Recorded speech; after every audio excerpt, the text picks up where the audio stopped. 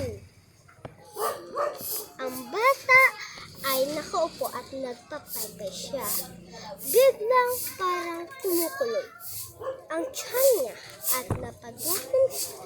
Kaya bumili siya ng pagkain. Dito ka.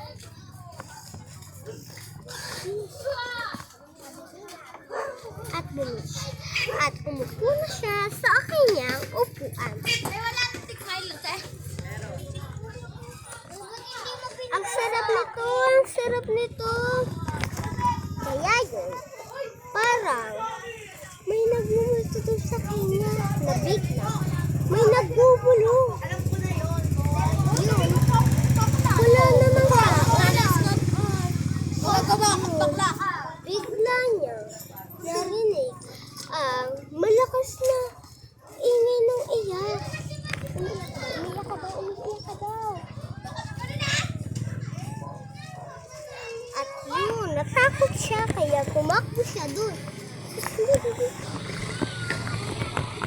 At yun, umupo siya dito.